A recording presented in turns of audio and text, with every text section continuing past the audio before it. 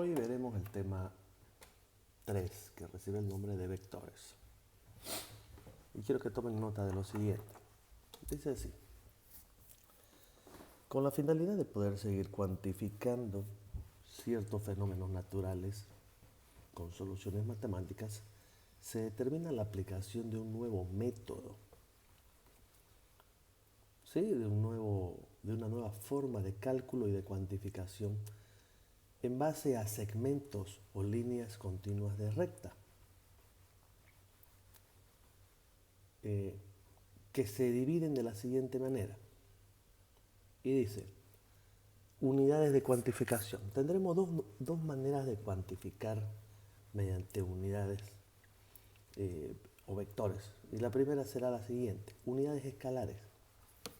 Serán aquellas que se cuantifican de manera primordial en base al tamaño o a la escala representativa.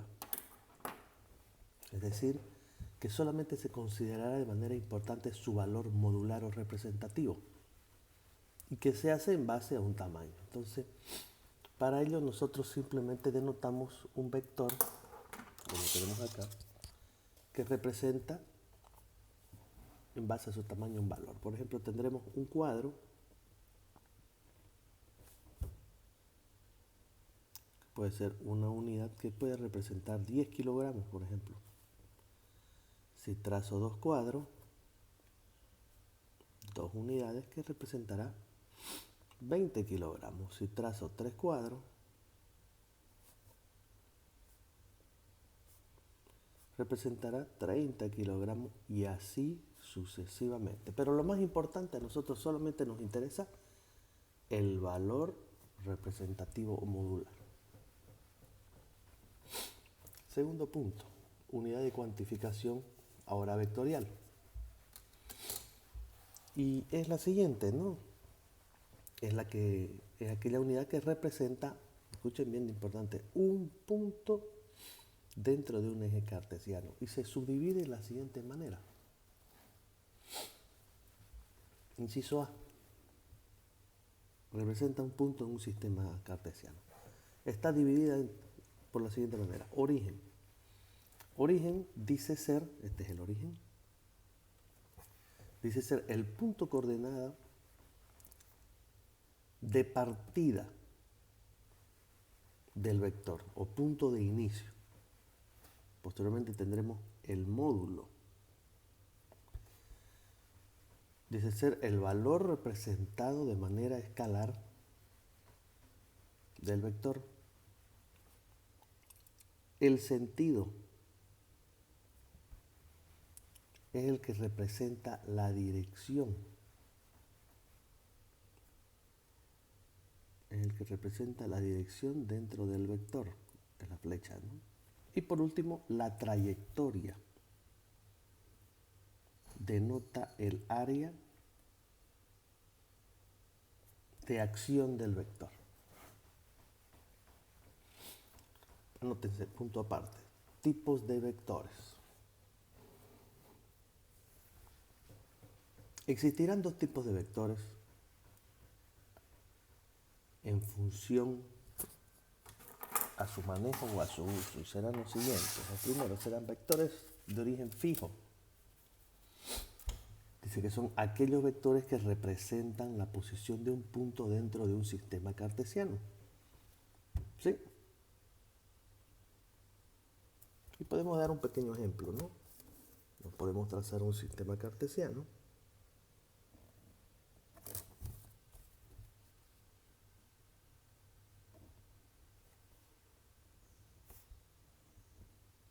Nos podemos trazar un punto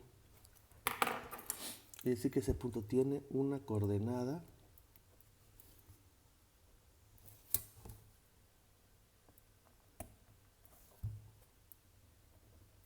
tanto en el eje Y como en el eje X. Es decir que ese punto tendrá dos componentes vectoriales. Por eso que reciben el nombre de vectores fijos.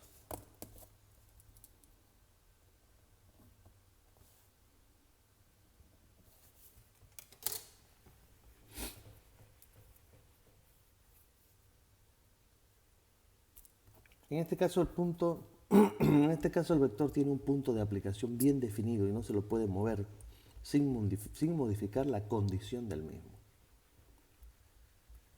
¿Qué segundo tipo de vectores tenemos? Vectores libres o móviles. Serán aquellos vectores cuyo primordial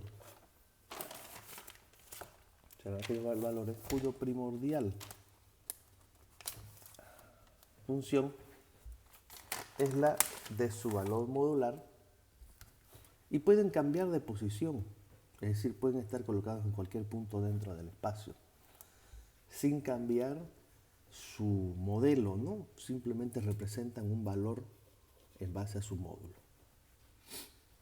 Una vez tenemos eso, podemos hablar un poco ahora de las operaciones con vectores. Vamos a hablar primeramente del método del paralelogramo. Quiero que se anote. Y quiero que se pongan las condiciones también. Y dice así: el método del paralelogramo se aplica para vectores de origen de unidad vectorial, vectores de origen fijo y en el orden de 2. Y su proceso será el siguiente.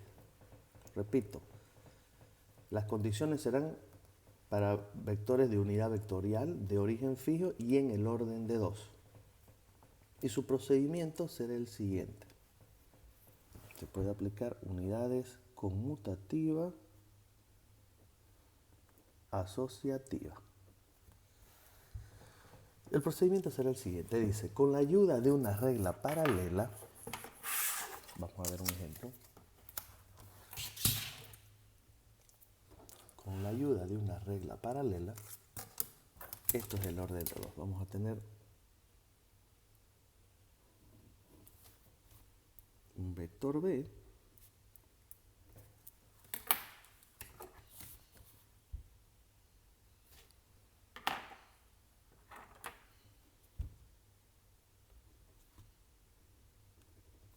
y un vector A. Vamos a resolver entonces A más B. Entonces, dice, con la ayuda de una regla paralela, esto es una regla paralela, vamos a proyectar, dice, el vector A sobre el vector B. Esto es proyectar. Proyecta. Entonces lo proyectamos y proyectamos posteriormente el vector B sobre el vector A. Eso es proyectar.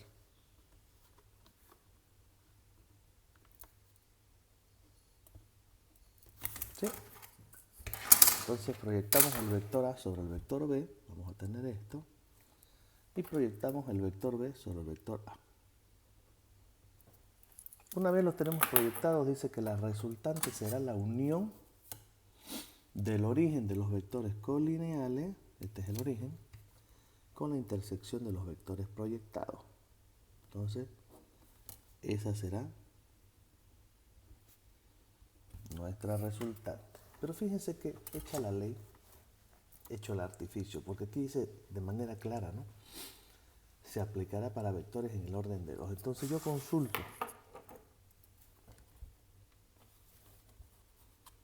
Vamos a poner acá uno. Vector B. Y vamos a tener otro acá.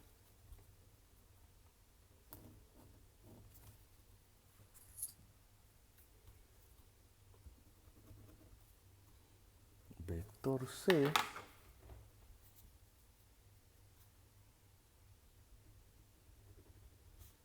Y vector A. Fíjense. Este cumple porque es un vector de unidad vectorial. Es un vector de unidad vectorial, es de origen fijo y está en el orden pero de 3. Entonces rompe el esquema, ¿no? Entonces, ¿qué restaría hacer acá? Aplicar un artificio. Entonces, sin romper la norma. Primeramente vamos a hacer la suma entre A y B. Entonces vamos a proyectar el vector B sobre el vector A. Ahí lo proyectamos. Proyectamos el vector A sobre el vector B.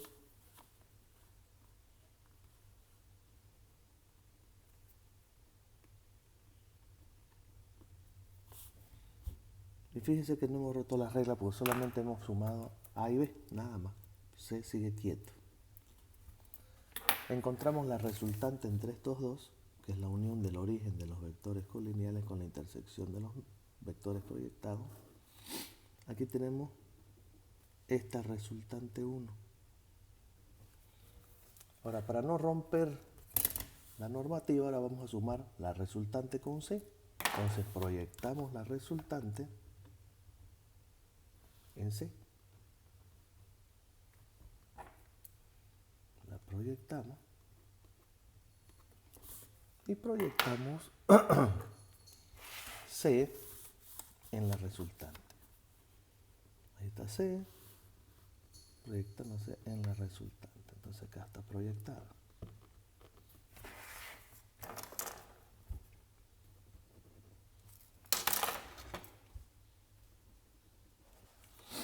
Y aquí obtendremos la resultante definitiva, que será la intersección, la unión del origen de los vectores colineales con la intersección de los vectores proyectados. Ahí está nuestra resultante final. Resultante final. Entonces, ¿podíamos aplicar un artificio? Por supuesto que podemos aplicar el artificio sin generar que se rompa la norma. Ahora, anótense. Suma de vectores, método del polígono. Entonces esto es paralelogramo.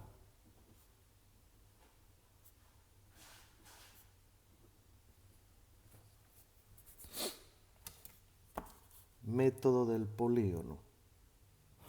Y dice así el método del polígono. Es un método que se aplica,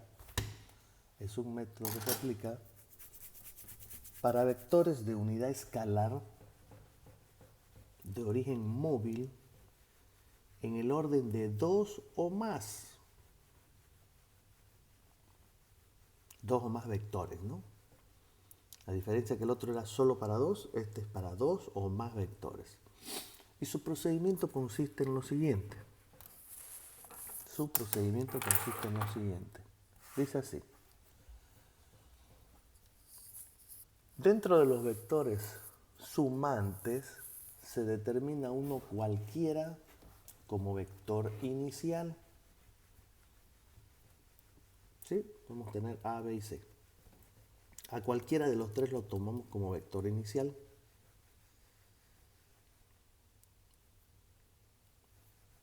Y se comienza a unir con los subsiguientes teniendo el siguiente cuidado de unir el sentido del vector inicial con el origen del vector siguiente, tantas veces como vectores operantes tengamos. La resultante será la unión del origen del vector inicial con el sentido del último vector operante. Así de fácil. Entonces, vamos a ver un ejemplo. En este caso tenemos vector A, B y C. Entonces yo, para el primer ejemplo, voy a nombrar al vector A como vector inicial, B y C como vectores siguientes. En el segundo ejemplo estoy nombrando al vector B como vector inicial, A y C como vectores siguientes, y vamos a ver cómo puede modificarse eso, cómo puede cumplirse. Veamos. Primeramente vector A. Acá está dibujado vector A.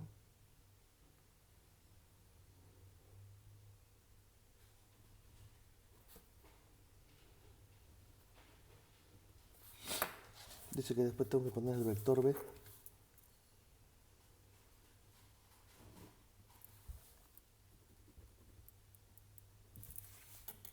Y por último tengo que poner el vector C.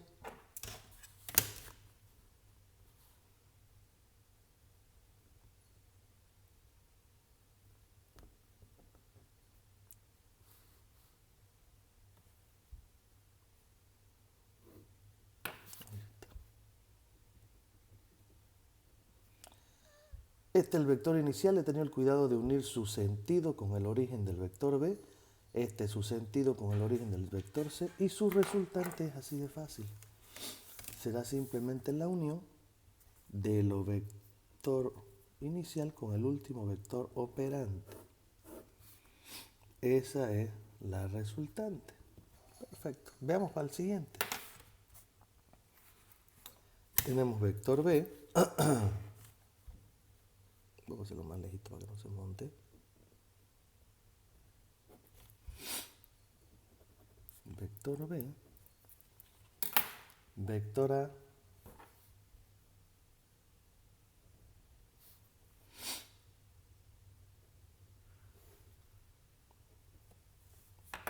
Y vector C.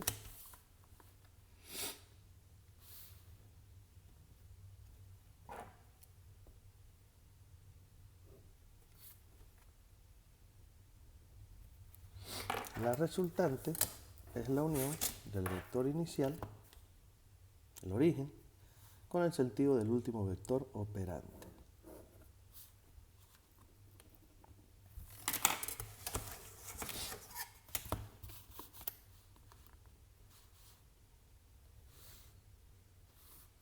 Si ustedes no están jóvenes, exactamente la misma, y el tamaño o el módulo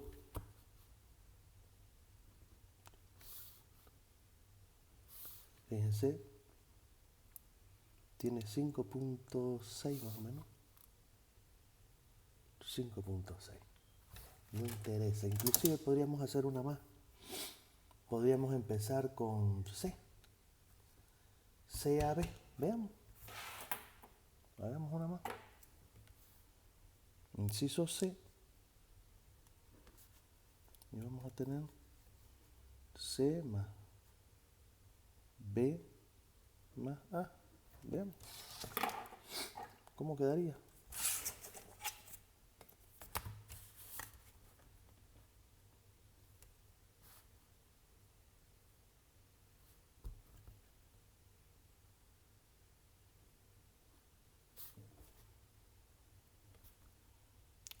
C.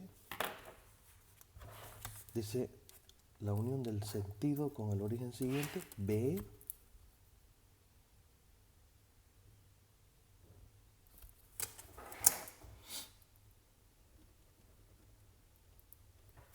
Y A.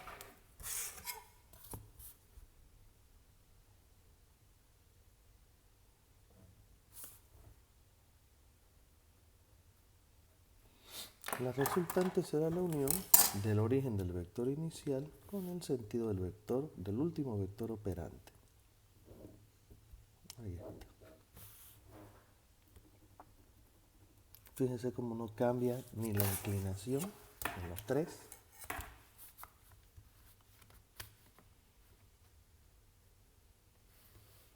Sí, y en el otro también. Y la magnitud perfecta en los tres sentidos. Ese sería entonces método del polígono. Y tenemos un tercer método, que es el que recibe el nombre del método aritmético. Y dice lo siguiente. Esta será la aplicación o la solución matemática a la adición de vectores con las siguientes condiciones: de origen fijo, de unidad vectorial y en el orden de 2, sabiendo que podemos ya aplicar el artificio para más de 2 vectores. Su fórmula de aplicación es la siguiente. Y dice así, que la resultante es igual a la raíz cuadrada del primer vector elevado al cuadrado más el segundo vector elevado al cuadrado menos el doble producto del primer vector por el segundo vector por el coseno del ángulo. Sabiendo que el ángulo θ es igual a 180 menos alfa, es decir, que vamos a tener el vector A, el vector B, esto es θ, ¿no? 180